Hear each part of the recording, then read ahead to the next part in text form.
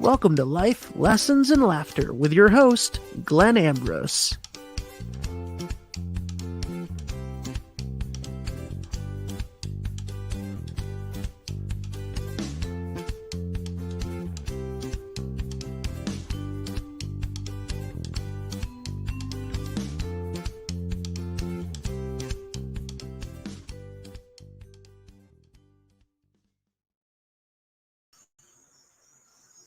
Hello. Hello, everybody. Drop me a little hello. Let me know where you're from. Let me know where you're watching or listening from.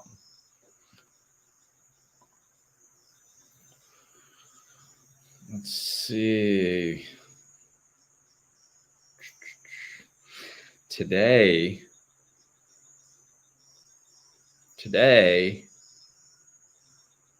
we are talking about trust. So yeah, I asked some of you guys, and we'll see where it goes. So, at the end of when it comes time to do the show, I just kind of slow down and go within and just kind of run through the topics that people are bringing up and just see what feels right, and today was like, I'm always last minute because I don't like planning stuff. In life I do sometimes, but when I'm doing this, I don't like planning too much because I go with whatever feels right, and I go with the energy, so whatever feels right and the energy is right, that's what I talk about, and it always works out somehow. So hey, Cindy from Central FL. That's where my parents are, in Central Florida. So yeah, I want to thank, I believe Cindy was nice enough to throw a topic idea out there. Yes. Yeah. So she mentioned numerology. I looked at that and I'm like, I don't know if I'm one to teach about numerology, just because I just kind of know it in a surface way, like I've never studied it. I don't know too much about it. I don't take it overly serious. So like, all I do is Google, like, hey, what does 111 mean? Oh, wow, that actually applies. I see how that applies. So that's kind of all I do. One thing I will throw out there is Vedic astrology and Vedic numerology is pretty interesting. My neighbor is into that, so she's shown me some pretty interesting things about being a 7. I was born on August 7th, so I'm a 7. So, but yeah, that's something to look into. But I might be able to have, I could have a specialist on to discuss that with. That might be a good one. You guys gave all good ideas. Like Robin said something about the topic of serving others or our purpose, which of course I started on last week, but I think I can see where I had an idea where she wanted me to go. So, and then April mentioned maintaining healthy relationships, or how to cope with our changing energies. Both excellent ideas. And actually, I was leaning into the healthy relationships at first. I think I'm going to do one on that soon. But when I was tuning in, my friend Rosie mentioned something about trust, and I was like, "Ooh, that feels right." So that's what I'm going to talk about tonight. I'm going to talk about trust, and to get specific, it seems like a lot of uncertainty and mistrust is going on. Perhaps how to stay centered with trusting the self regardless of the environment, which I think is good. Like, trust is a wonderful thing because it is very it's spiritual, man. It's foundationally spiritual, um, which is cool. So what I mean by that is it's such a foundational thing. It's kind of like, in a way, it's talking about the big words, like faith. Well, trust and faith are kind of the, one and the same for the most part. But but love, respect, things like that are like big words that have multiple meanings in multiple situations. So at first, it's such a big blanket word. You can look at this topic and go, oh my God, there's so much here. What part of that are you going to talk about? But what I like about spirituality is, if you want to get closer to the truth, you simplify. So you're going to see, I have no idea what I'm going to say tonight, but I know that, like, as we talk about this, either where we start or where we end up or somewhere in the middle, you're going to see it simplified, because it has to simplify. Because how else would we be able to do it? If trust looked differently in all these different situations, but yet we couldn't simplify it to really get down to the truth that applied in all these situations, then how would we ever be able to learn how to interact with life? Because we'd have to learn how to deal with trust in this scenario, and then deal with trust in that scenario, and they'd all be different. And we'd spend all our time learning stuff. We wouldn't have any time to live, because that's just trust. Then we have to do the same thing with love, and we have to do the same thing with respect, and we have to do it'd just be endless. So what I like about spirituality is, if you get down underneath all this stuff, it's very simple. And then you can work your way back up to what it looks like in all those situations, which you can see it looking differently. But when you're trying to navigate life, you can simplify it, and you can go, oh yeah, it looks differently over here, but trust just works like this. So I have to remember that's how trust works. And then I can depend on my very simple understanding of spiritual trust, right? So I'm gonna start with the way Rosie phrased it. Seems like a lot of uncertainty and mistrust is going on. So how to stay centered with trusting the self regardless of the environment. So yeah, there's there's all kinds of stuff going on out there. And where lots of people are very upset because they're looking at life, and there's so much mistrust, and there's so much stuff going on. But I think what people don't realize is that it's been like this for thousands of years, and and some of it has been specifically like this for hundreds of years. And some of it has been even more specifically like this for decades. It's just, it wasn't in our face. It wasn't affecting our lives. So we just dismissed it and chose not to look at it. So I still, one of the biggest things that I learned in the past 2 to 6 years, I'd say, is how much people didn't understand what was going on in the world. I'm still a little bit shocked by it. Like, people didn't know that, like, large corporations didn't give a crap about us. I mean, they might say it in passing, but they didn't think like, oh, they will sell you something that will kill you. And like, oh, well, no, they wouldn't do that. It's like, oh, well, what does it mean? Like, what do you think it means when you say that, that they put profit before the well-being of their customers? What did you think that meant? That, like, maybe, you might stub your toe in an aisle of one of their stores and they won't bring you a Band-Aid? Did you think that's what it meant? It's like, no, they really don't care about you. They put profit above what they care about. So the problem is that we put trust where it doesn't belong. We don't, and we do this in the grand scheme of life, and we do it in our personal lives. We do it all kinds of places.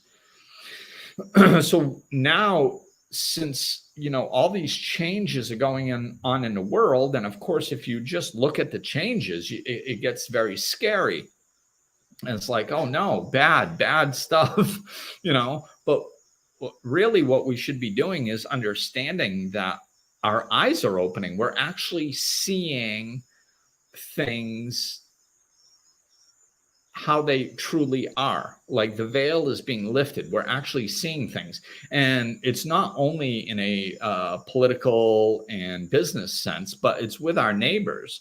Like, we're sitting there going, oh my God, why is everybody arguing?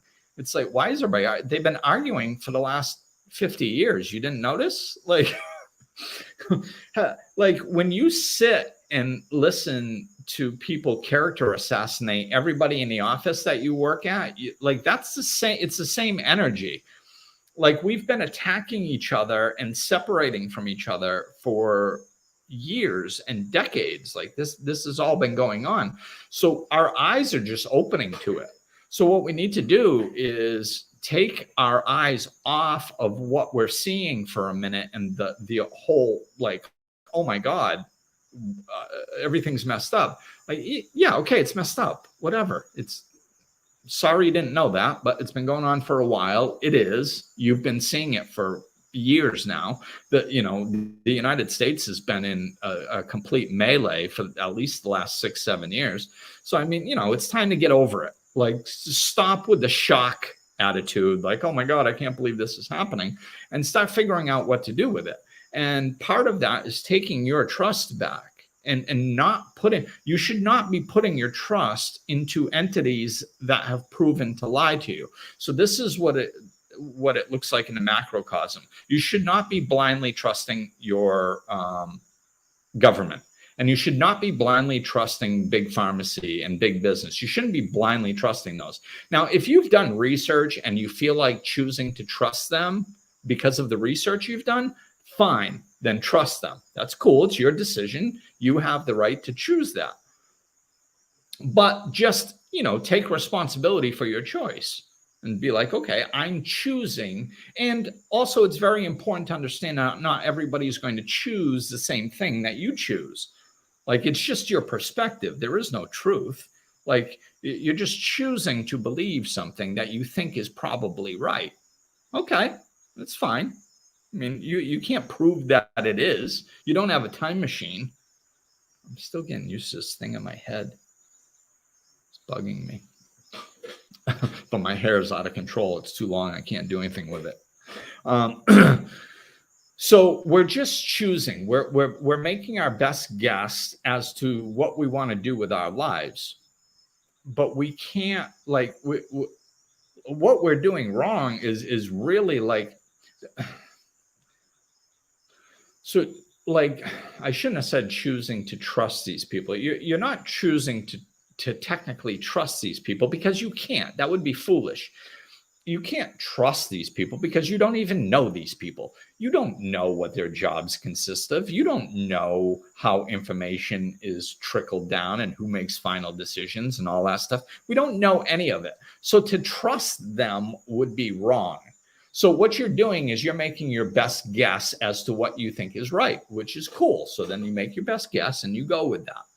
But don't actually trust them. Don't put your, this would cut back on a lot of the arguing if people understood that they have no idea what's truly going on behind the scenes, because you don't. Like, I mean, everybody that's involved with COVID has been proven to lie countless times in situations exactly like this. So to say that you are in possession of the truth because they said something, it's just not realistic. I mean, you can say, I think they showed they made a good enough case that I'm going to take what they say and go with it. Like, I can see that, I can see like, yeah, the way they presented their argument or their case, I'm choosing to go with what they say, or I'm choosing to not go with what they say. Okay, that's completely understandable. But you shouldn't be trusting them because you don't know. And this is what we do. So, that's in the macrocosm. And let's bring it down. I wanted to show you how this trust thing is many, it's many levels and have many different looks, but it's the same energy. So, like, what we do with trust in a similar fashion in our lives, one of the most common ones is when we're having difficulty, when we're feeling emotionally overwhelmed, or we're going through a difficult point in our lives. What we do is we go to people that we have known the longest or that are related to us. And those are the qualifying factors, whether they should support us or not, which is not a good qualifying factor.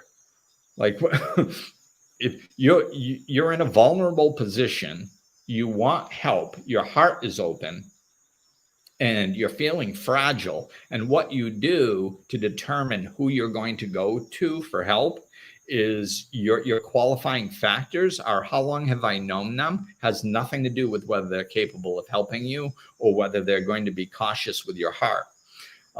Whether they're related to you says nothing about whether they're capable of being there for you or whether they're going to be able to take care of you if they're emotionally stable themselves, like, or they're emotionally capable of being there for somebody else. So we go, we get very, very upset because, like, when we're going through a difficult time, we turn to our friends and our family that we've known a long time or that related to us, and they're not capable of being there for us in that fashion. And we take it personally, like, they slighted us or something. One, they don't owe us anything. Like, nobody has to be there for you. It's not a rule. Two, if you, like, I've been through this scenario countless times, and I have yet to have a situation where somebody said to me, I went to my friend or I went to my family member because I was going through a difficult time and they weren't there for me. And every time I go, okay, let's talk about this person you went to. Like, has this person been there for you in smaller situations? Have they been emotionally supportive to you in any other situation? Oh, well, no, I've known them for 40 years and they've never been emotionally supportive. Oh, okay. Have you seen them be emotionally supportive for anyone else? Well, no. As soon as one of our friends is going through a difficult time, they kind of disappear and they're never there for anybody. Huh.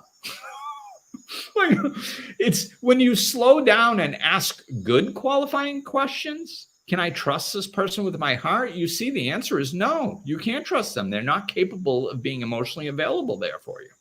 But yet we put our trust into them. So do you see what I'm saying? Like, in the macrocosm and in the microcosm, we're not putting trust where we should be putting trust. We're not asking qualifying questions. We're just throwing our trust where some unconscious thought thinks we should throw it, like a doctor, or like like, I was a personal, I'm not talking about COVID right now. I was a personal trainer for a long time. I've had lots of personal injuries: broken back, separated shoulders, popped hip, busted ankle, like, you name it, man, I've done it. So I've rehabbed all that stuff. I've rehabbed a lot of other people's injuries. And I developed a pet peeve with doctors because most of the doctors, they don't listen very well. They don't know what they're talking about with their treatments. And a lot of, which, whatever, that's navigatable. You're going to find that in any career. Any career is like that, including doctors. I don't mean to single them out. But what's unique about doctors and some other professions along these lines is that people trust them blindly. It's like, it's your body, and a doctor will say something that you really feel is wrong and it's not right, and they'll do it anyway just because the doctor said so. And it's like, I've never trusted anybody blindly. Like, I always had, like, I've had doctors where I went in and they say, oh, well, this is what it is. We did some tests and this is what we should do. And I go, okay, so what does that do? Like, if I do what you said, what does that do? And if the doctor cops an attitude because I asked a question, I go find another doctor immediately. Because it's my body. If a doctor is going to get upset because I'm questioning him, I want to understand what's going on with my own body, and he wants me just to zip my lip and take whatever he says as truth, and he's not willing to have a dialogue with me, then I'm not interested in that person being my doctor. And I've done that with doctors. I've done it with dentists. I've done it with lawyers. I've done it with anybody. It's my life. I'm responsible for my life. So if you're not willing to have conversations with me, I'm not going to just blindly trust you. I don't trust anybody to run my life. My life is my responsibility. So so now we're boiling down to, I don't know if I should use the term answer, but what the answer is who can we trust, right? That's the question. So what's the answer? Who can we trust? We can trust ourselves. And we can trust God or universal law if you don't believe in a God. If you understand the laws and how things work on this planet, you can trust those laws.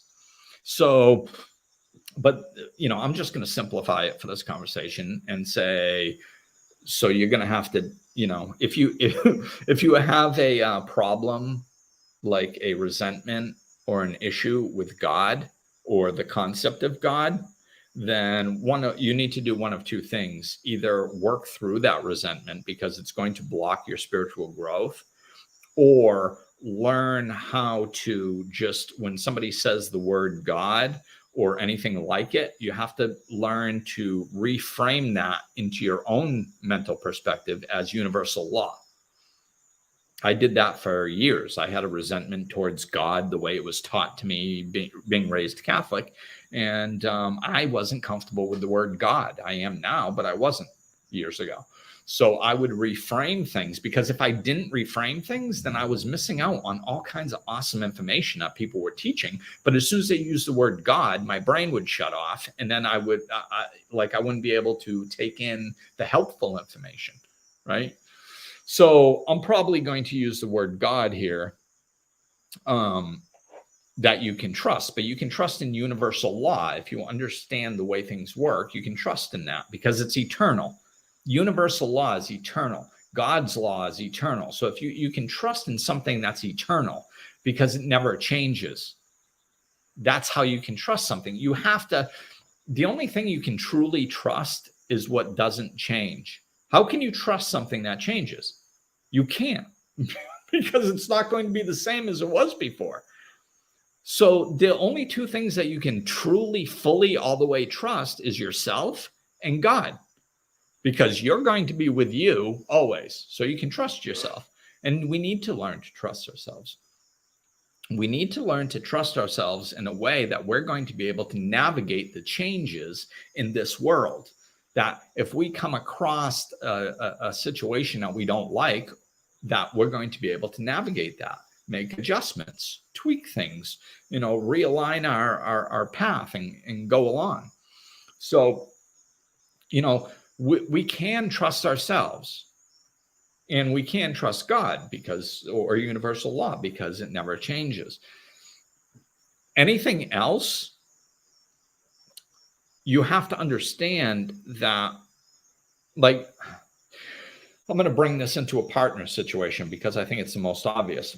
When choosing a partner, would you like to choose somebody trustworthy? Absolutely. Absolutely. Of course, that's something that you want to be able to be in a relationship with somebody that you can trust to some degree, but you can't ultimately trust them because they're not in control. They're not in control of what happens in this world. How can you trust a partner to always be there for you? What if they step out in front of a bus and get killed tomorrow? What if they fall in love with somebody else? What if, like, anything can happen? What if they have a spiritual awakening and go hide in a cave in the Himalayas for the rest of their lives? Like, we just simply don't know. So you can't have blind trust and go, oh, they will never let me down. As soon as you say they will never let me down, you're heading in the wrong direction. Because they don't even know if they'll ever, of course they're going to say it. No, I'll never let you down. They don't know that. They truly feel it to be true when they're saying it, I'm sure, but they don't know it. They don't know, like, if they're going to get, they're going to die 2 years from now, and then all of a sudden you're going to be alone. And you're like, what the hell, man? You promised you were going to be there. What are you going to do? Get upset at them? So this is what I mean. We have to understand where to put our trust. And there are, we can use the term trust. Like, do you want to be in a relationship with somebody you can trust? Yeah, like on a surface level. I mean, if if you're asking that question where you go, should I date people that are known liars, or should I date people that seem trustworthy? Well, you should date people that seem trustworthy. You're going to have much more luck with those people. All I'm saying is ultimately, and there's Don Miguel Ruiz's book. I think I have it right here. Yeah, The Mastery of Love. Check out that book. It's a good book. Don Miguel Ruiz does some amazing writings.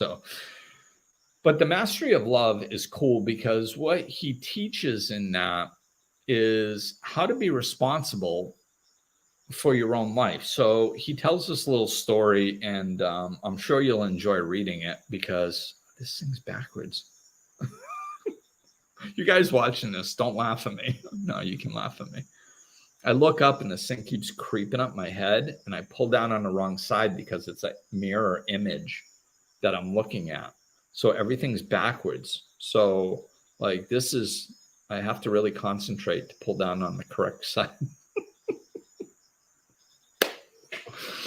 So anyway, Don Miguel Ruiz at the end of the book tells this little story, and basically it's this guy and this woman who don't believe in love, and they meet and they're like, oh my God, I don't believe in love either. This is awesome. So they end up spending time together because neither one of them believes in love, but they end up falling in love because they're not trying to get something from one another. They're not trying to get a sense of safety from one another. They're not trying to get somebody to love them the way they want to be loved. They don't want anything from each other. So they just spend time with no attachment to any outcome.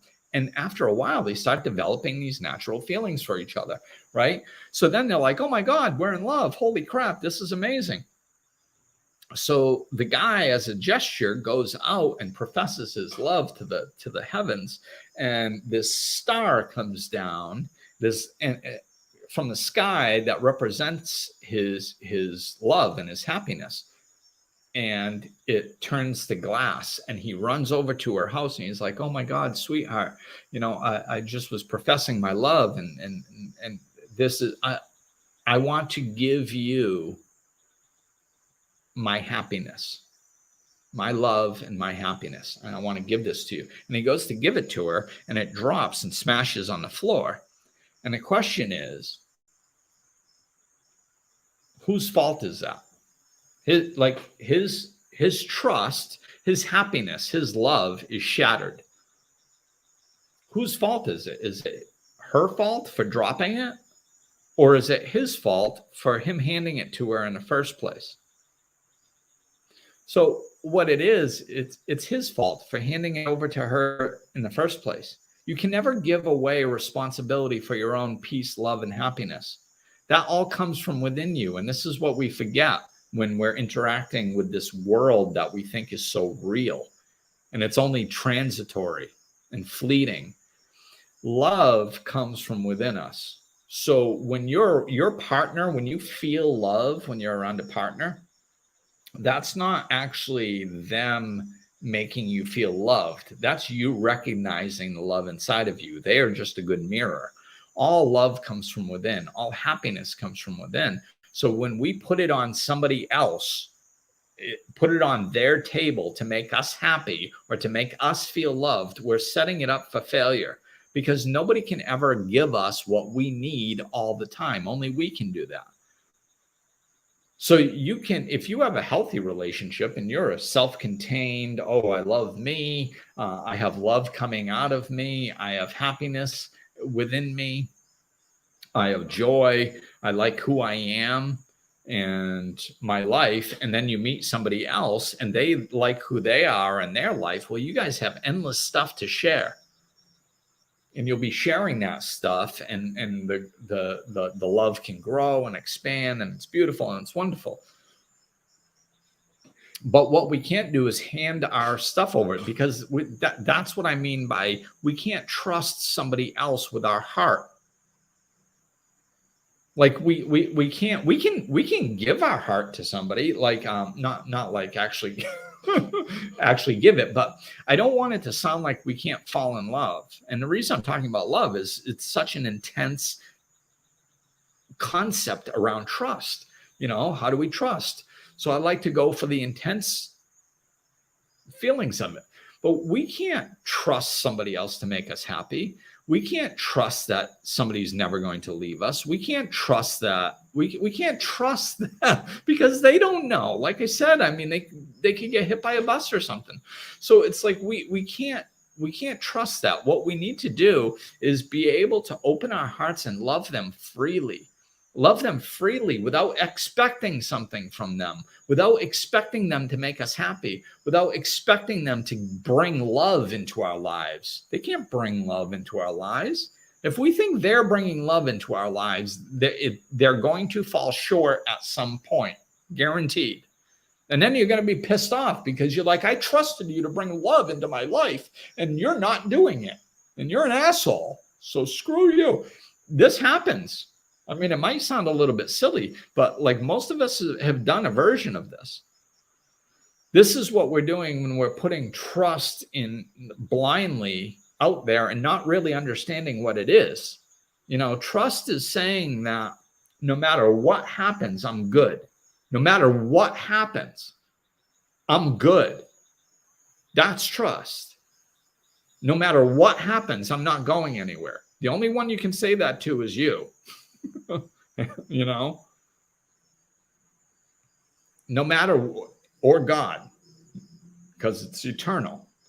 So that's the only place we can really trust. So everything else is educated guesses. And, you know, that makes people feel very unsafe. That's why they don't like when I say stuff like this. People don't like this because they're like, it doesn't make them feel safe because they're like, oh my God, I can't trust anything.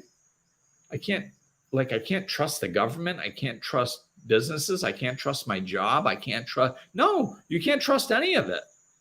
Why would you want to? Why would you think you could? It's all transitory. It's all fleeting. No, you can't trust any of it, but it's okay. You're not supposed to be able to trust any of it. All you got to do is trust yourself that you can navigate this stuff. So, which brings me right back to Rosie's initial thing. A lot of uncertainty and mistrust is going on. Yeah, that's because we're putting trust in things that we should not be putting trust in. And we're finding that out even more and more. It's because, you know, because most people have been living unconsciously and this stuff hasn't been out in the open. So now this stuff is becoming more out in the open and more people are seeing it. And they're going, oh my God, I feel uncertain and mistrusting. It's like, good, because you should never have felt certain and trusting in the first place. So the fact that you feel mistrusting and uncertain is good. That's a step in the right direction. That means your eyes are opening and you're learning a new way of dealing with life that's actually going to be healthier and bring more happiness into your life. But we have to get over this. Oh my God, I can't believe how scary it is. Yeah, okay, it looks scary. Get over it. Let's move on to the solution. What are you going to live uncertain and scared for another 5 years, another 10 years, because all these things that you thought you could trust, you found out you can't trust? Like, you can't trust it. What more information do you need? Like, start figuring out, just start developing the solution. I was taught this in recovery, and I do it with my life coaching too. All my clients know I'm not going to sit there and listen to somebody complain about a problem for 45 minutes. It's a waste of my time, and it's a waste of their money. So I mean, like, once I understand what the problem is, let's get into the solution. So this is where we are. Everybody was putting a bunch of trust out there, just assuming that life was going to go on and they weren't going to be affected by anything bad, because, like, I don't even know what people thought. I don't think they really had a conscious thought. I think they just didn't look at things. La la la la. No, there's not bad people in the world. We're seeing the bad people. So yes, of course there are. So what's the solution? The solution is trusting yourself implicitly.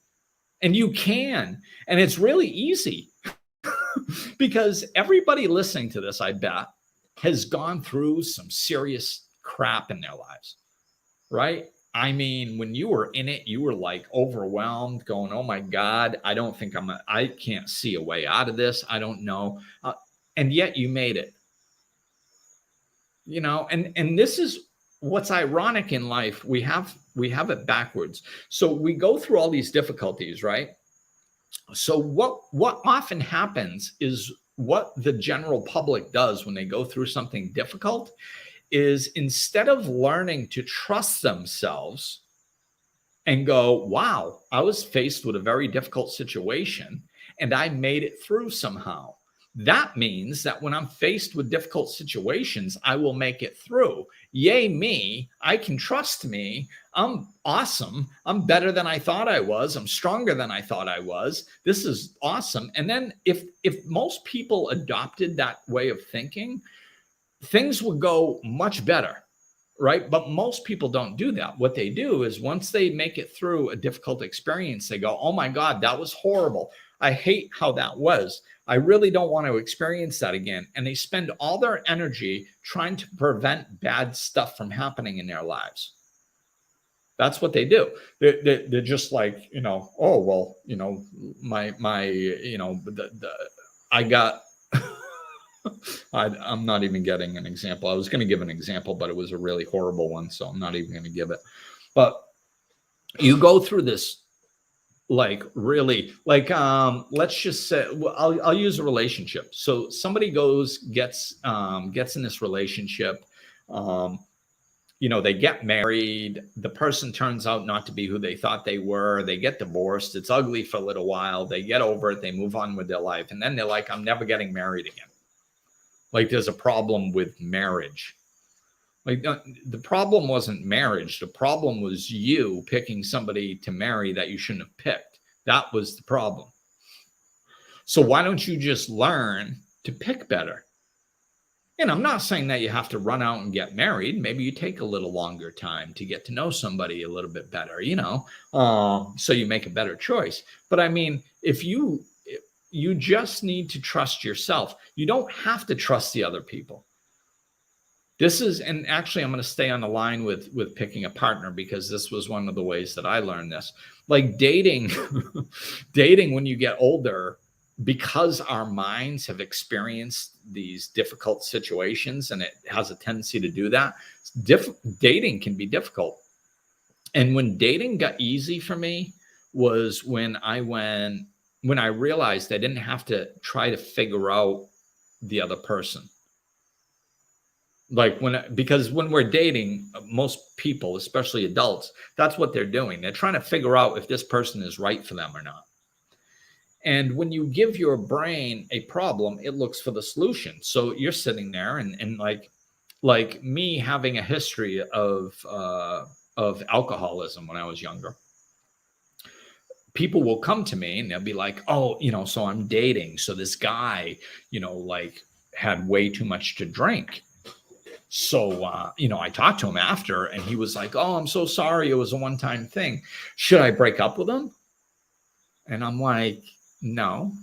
They're like, really? Why? Because they think I'm an alcoholic. So I'm going to tell them, oh, make sure you don't go hang with any alcoholics or anything, and oh, somebody drank too much. Oh, screw them. That's a sign. You got to get away. No, trust people. If you relax and stop trying to pressure people into being who you want them to be, and trying to figure out, oh, they were a little bit rude to a waitress. Does that mean they're a rude person? Oh, they weren't real talkative today. Maybe they had a bad day at work and they can't process that. And we go through all this stuff in our heads. And it's like, relax, man. Just go enjoy yourself. Go enjoy a meal. Talk with an adult, enjoy being out. If somebody is an alcoholic, the more you relax, they're going to show you that they're an alcoholic. Trust me. If somebody is rude to waitresses and other people, if you just relax and just date them several times, it will come up again. Just because they do one thing that's off center, you don't need to make a judgment about them as a person because of that. Everybody has a bad day. Everybody acts a little out of character every now and then. So just relax. So this is what I did. I learned to trust me. I wasn't worried about who I was dating. I wasn't like, who are they? I have to see through them and figure out who they are as a person and make sure they're not tricking me and all this stuff. When I let go of all that stuff and I'm like, man, I'm good. I trust myself. My eyes are open. I'm not BSing myself. So part of this when you're dating is not going, I want to be with somebody. I want to be with somebody. I want to be with somebody. Because then that's when you sweep things aside.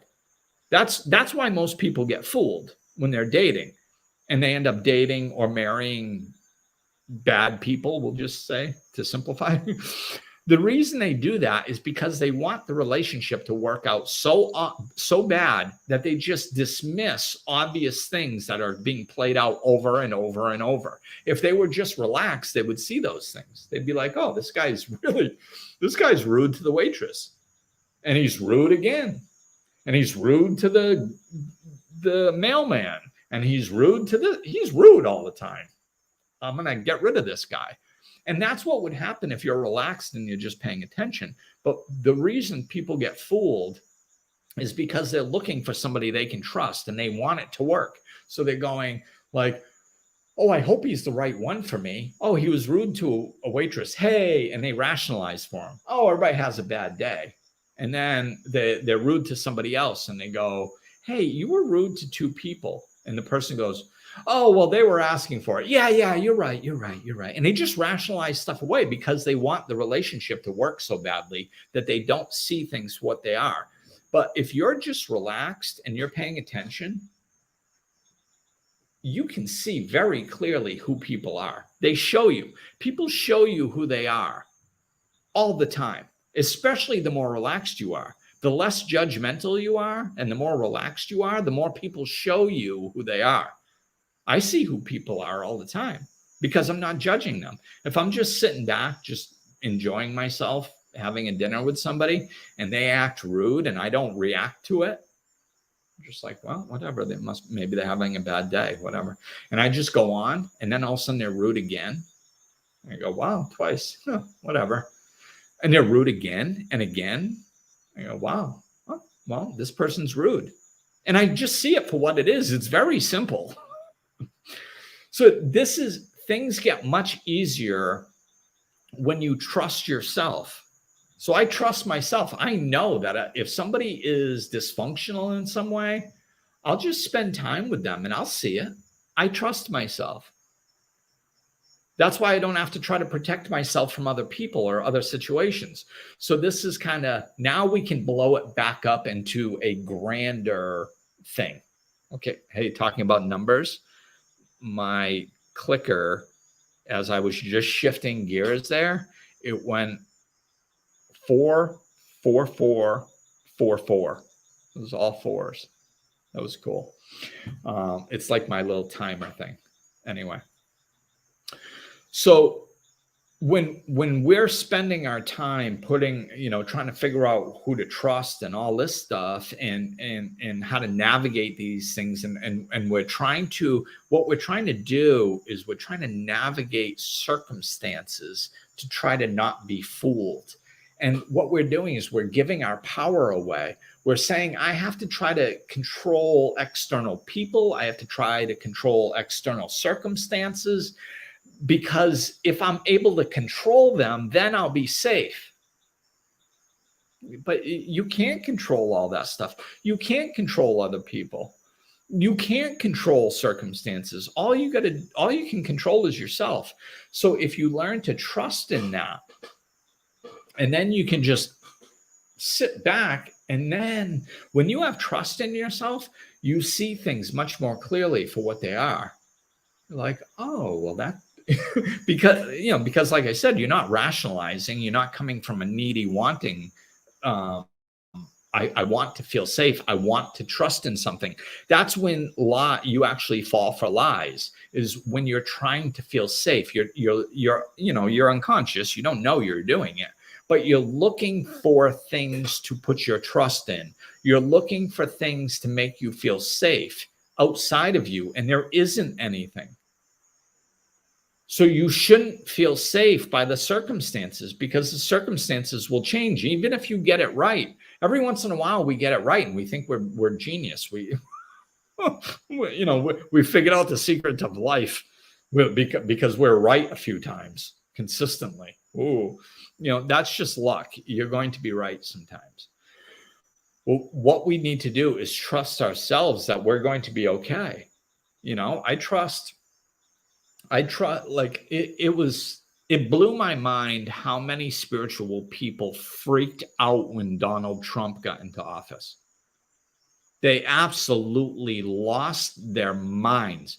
People that I knew lived spiritually very deeply for many, many years and really lived it to the best of their ability. And that was such a knock that it knocked people right out of their spirituality. It knocked them right out of their trust in God, their trust in the universe, and whatever they believed in that they were so embedded in for years. Donald Trump had the ability to knock them out of their God consciousness. And I was like, what? I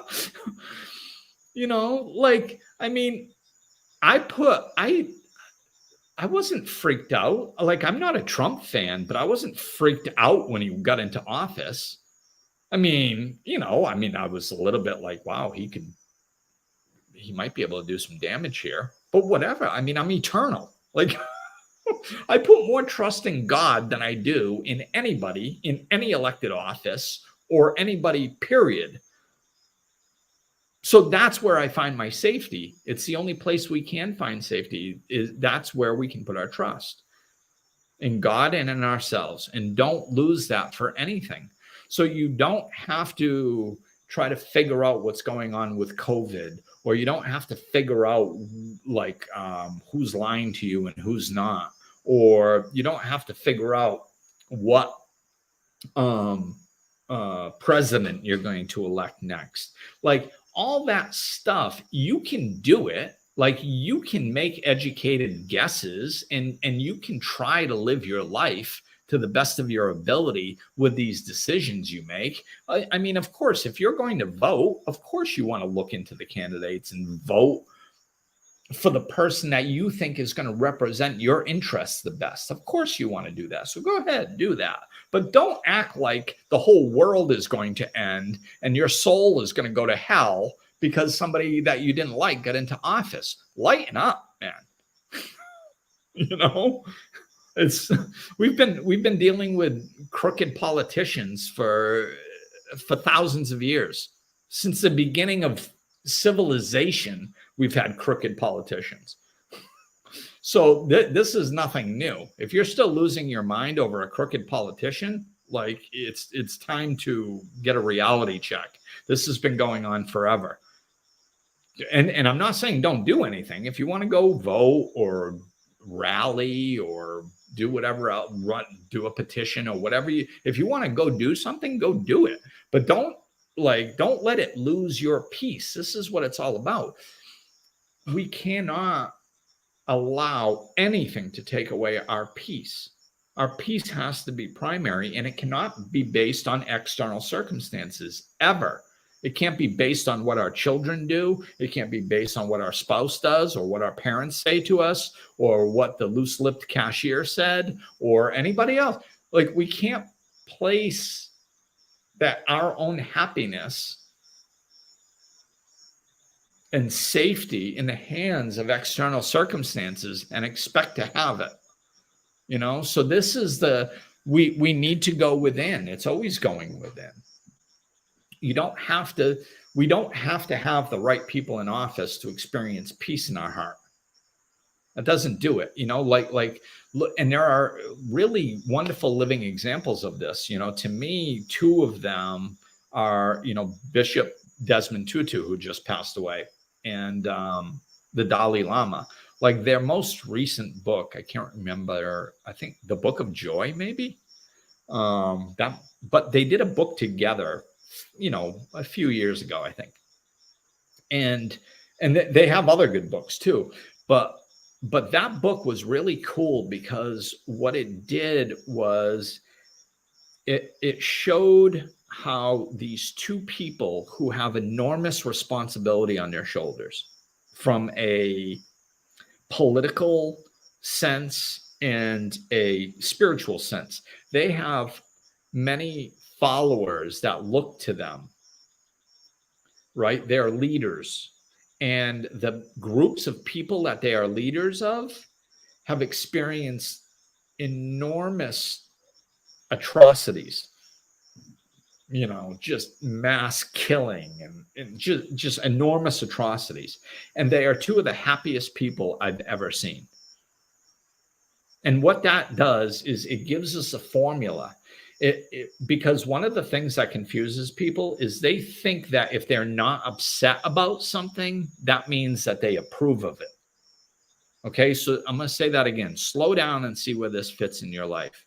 Because I guarantee you, if you look deep enough, you're going to find places that you have anger about a situation or about a person. And part of the reason you have that anger is because you think if you just accept it for what it is and you don't have that anger, if you let that anger go, then it's basically like saying, I approve of what they did, or I approve of the way things are. That's not required. We don't have to be angry to disapprove of the way things are. And that's very important to understand. You can still take action against something without anger inside of you.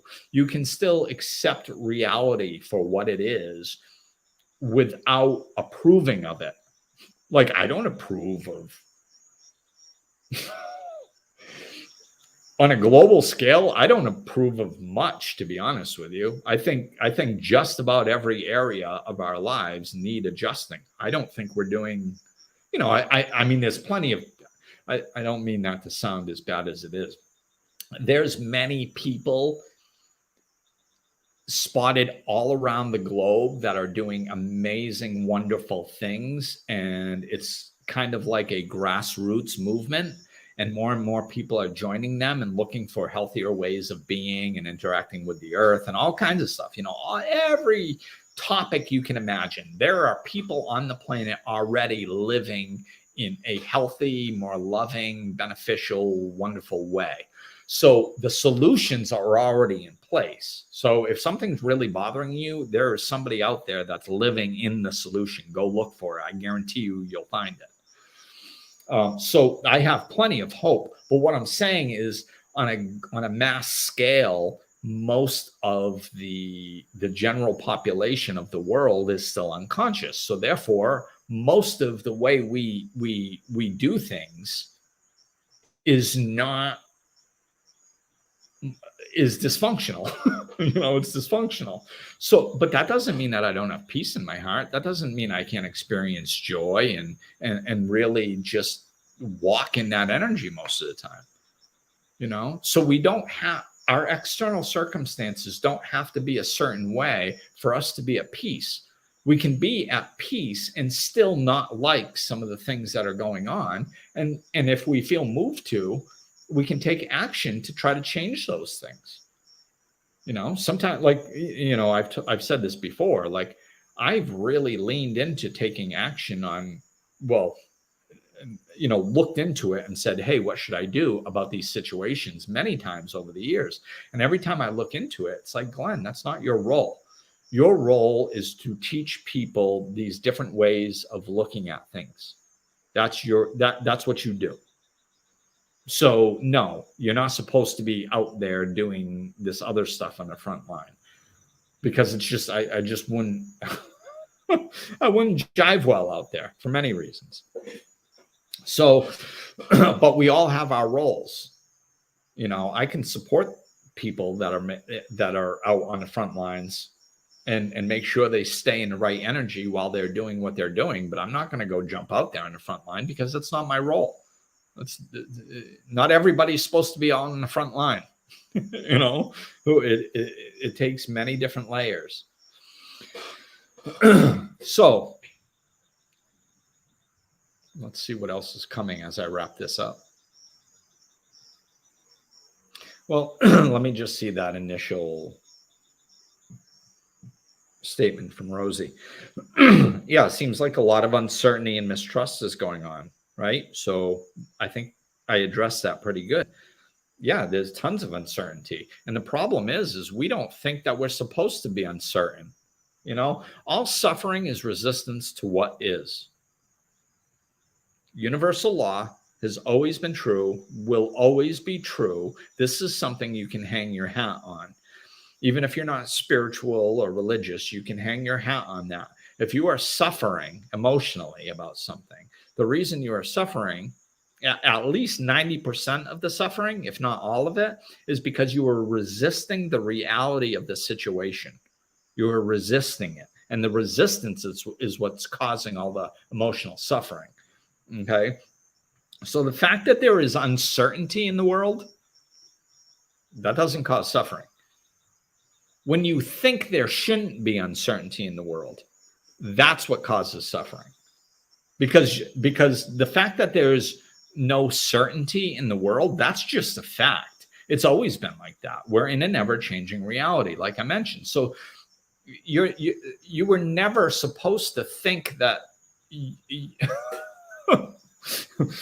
you were never supposed to think that there was certainty here on Earth.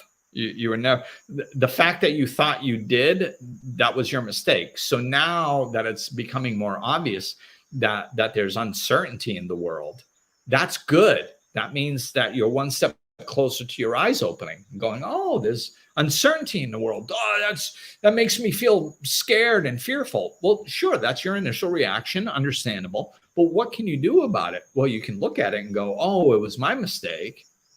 I am the master of my own destiny.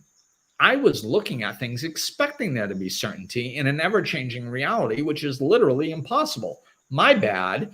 I will reframe this and understand that there is no certainty. And I just need to be able to put faith and trust into myself to navigate things as they change, because they will, and trust in my higher power, God, universal law, whatever. That's how we move through this. This is how, everything going on in the world is not a problem. It's an opportunity. And if you disconnect from the mentality, oh my God, it's a problem, it's horrible, look at oh my God, it's bad, yeah, we get it. It's ugly. Let's move on to the solution. What's the solution? It's reframing the way we're interacting with life, because we've been interacting with life in a way that is unsustainable, untrue, and doesn't work. And now the lights just came on. So now that the lights are on and you can see that you really shouldn't have been putting your trust into an ever-changing reality, what are you going to do? Spend the next 5 years walking around? Like, if you've been walking around in a dark room banging into furniture for the last hour, and then somebody flips the lights on, what are you going to do? Spend the next 5 hours complaining about banging into the furniture? Or are you going to go, oh, thank God the lights are on, now I don't have to bang into the furniture anymore? Or, that's what you should do. But right now, what people are doing, a lot of people, what they're doing is they're complaining about the lights being off. Oh, the lights were off. Can you believe that the lights were off? Oh, the lights were off. It's horrible when the lights are off. My knees hurt. My shins hurt when the lights are off. I cut my thumb. Did I show you my thumb that I cut? Oh my God, this is horrible. And like the positive people are going, yeah, but the lights are on now. Like it's over. Let it go, man. Move on. Now that you can see, what would you like to do? You want to make some dinner? The stove works. Maybe we could cook some dinner. That might be a good thing to do. Can we? No, we're just going to sit here and talk about what it was like when the lights were off for the next, 2 weeks. So let's get on to the solution. And the solution is adjusting the way we're looking at things. Whoops. So we're looking at things. We're looking at things in a way that was unrealistic. So now if we adjust that, we go, oh, okay. So I shouldn't be putting trust in people and things. I should be putting trust in myself and God. Oh, all of a sudden now I can navigate life. I don't have to try to control every little thing that's unfolding in my life, because I know that my life is going to consist of all types of things: happiness, joy, sadness, fear, anger, frustration, ecstasy, enthusiasm, all kinds of stuff. And of course, I want to lean in the direction of things that bring me joy and lean away from the things that I know that I don't like. But other than that, I don't have to try to control things. I don't have to take things so seriously. I can just lighten up and enjoy my life a little bit and know that I will be able to navigate my life. And if you do need help, we all need help. Turn to a professional, turn to a life coach or a therapist or something, or, turn to a friend that has earned your trust. Like, turn to a friend that has been there for you and other people before. Or, or just ask them like one simple question. Don't put your whole emotional stability in their hands and then watch them run away. Like, trust people who have earned your trust. And I know I'm using the word trust and you can't trust anybody, but welcome to spirituality. It's a giant dichotomy. You can't technically fully trust anybody. I understand that. But there's times that we want to make an educated guess at who we can turn to that might help us in a sensitive situation. So it's technically not trusting anybody. It's just trying to make an educated guess who might be able to support me in an emotionally difficult situation. That's all. It's just easier to say the word trust. So, and I'm going to finish up with this. Brene Brown had a really good example of this, like how to turn to the right people in our lives. And her story was, real briefly, her daughter came home very upset from school, and it was because she told her friend a secret, and her friend went out at recess and told the whole class. And the whole class came in and they were making fun of her and busting her. And it was her daughter was telling the story, and her daughter said it was so bad that the teacher needed to threaten to take marbles out of the jar to get everybody to stop making fun.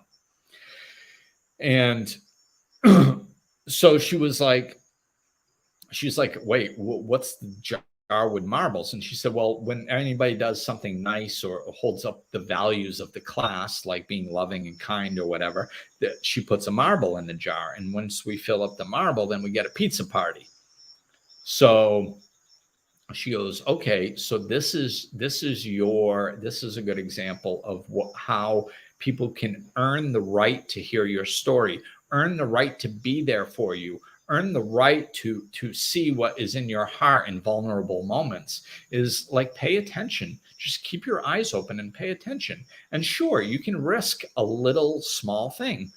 Be like, hey, I have a I have something that I want to talk to you about, but don't tell anybody, and don't have it be real serious. Just be like, hey, blah, blah, blah, and you talk to them about it. And then you get some input, and then you just go through life being aware, and you notice.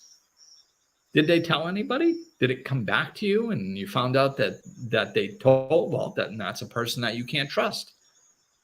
Did they hold your secret and your confidence? Yes. Oh, okay. Well, that's a marble.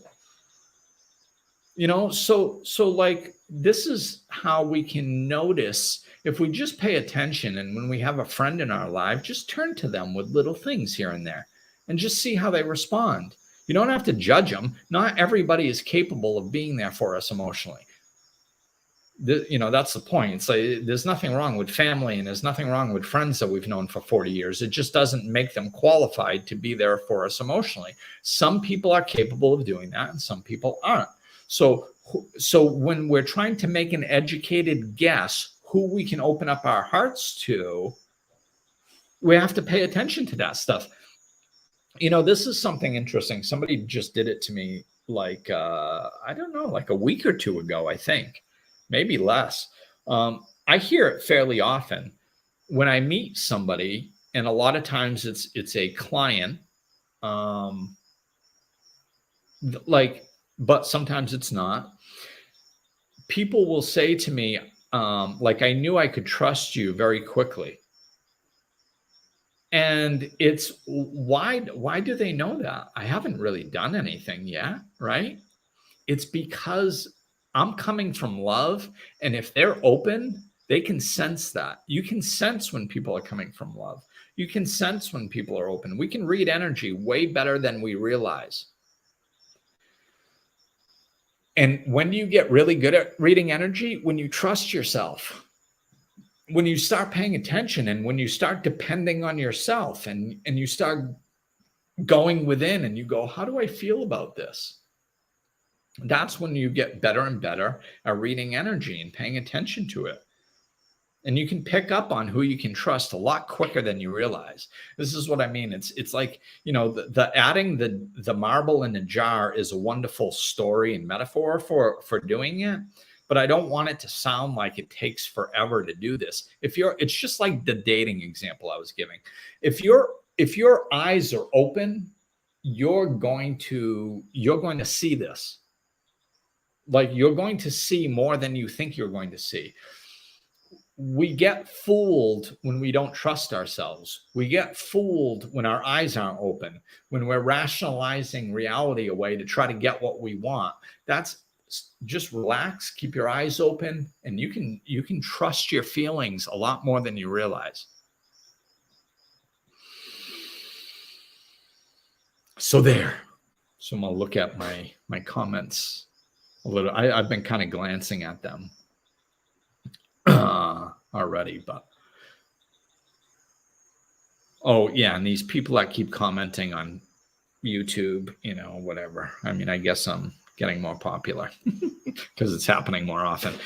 These people posting things on YouTube, they're just scams. Don't click on anything. Hey, Sarah, I saw you pop in. And Carl was laughing at me, but he does say trusts God and sometimes himself. Yeah, nothing. If you're able to be honest with yourself, that's really a thing to practice. Practice just going in and asking yourself a question. How do I feel about this? How do I really feel about this? And then just wait and listen. How do I really, really feel about this? And wait and listen. How do I really, really, really feel about this? And wait and listen and pay attention to how you feel. And I'm telling you, if you just do that over and over, you're going to learn that's how I learned. I used to do that. And now it's like instantaneous for most things. I run checks on things. Like when I'm doing my podcast, I'll go topic. I'll read the topic and I'll just kind of pay attention to how I'm feeling. Nothing. Read the next topic.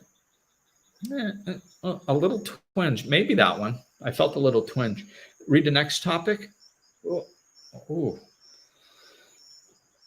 I can't explain it, but it's almost like an attachment. It feels like a yes. I don't hear a yes, but it feels like a yes. Maybe an idea or two pops through my head. There's some sort of connection that's being made with a topic. Oh, okay. And that's what I go with. I've done that for years, and you guys can too. Our intuition is never going to lie. Don't worry about what your brain is saying. Pay attention to how your body feels. It's a body knowingness. When you learn to be honest with yourself and trust yourself, you can really learn to depend on that. That might be a whole nother podcast. Kate, I've always loved how you would say that a person will reveal themselves to you. Yeah, man. Just relax, keep your eyes open, and people will show you who they are. And when they do, believe them. And Chris popped in. Hey, Chris. Yeah, the only thing you can trust is that things are changing. Right. Yeah. Hey, Nicole, you like my shirt? Freedom. Yeah, I like making these. I made this shirt. I like making these little unique things. Cool. I'm glad you got a lot out of it, Carl. Take care, April. And hi, Deidre. I'll see you down at Gordito's soon. Deidre owns Gorditos down in Cabarete here. Boy, if you ever come over to visit, you want some good tacos and burritos and everything else, you got to check that place out. So, all right, take care, everybody. Thanks for watching. Thanks for participating. I appreciate you. And don't worry about what's going on in the external world. Turn into the internal. That's where you trust yourself and you trust your connection with the universe or God. That's the only thing that you can trust. It's the only thing you should be trusting. That's where you find your safety. And then you can interact with external circumstances a little bit more lightheartedly. It's really not that important, most of it, or any of it, really, because it's all fleeting. So, all right, take care. And I assume I'll be back to talk with you again next week. Peace. Looking for more? Check out over 200 episodes of Life Lessons in Laughter, or click the link in the description of this episode to connect with Glenn directly.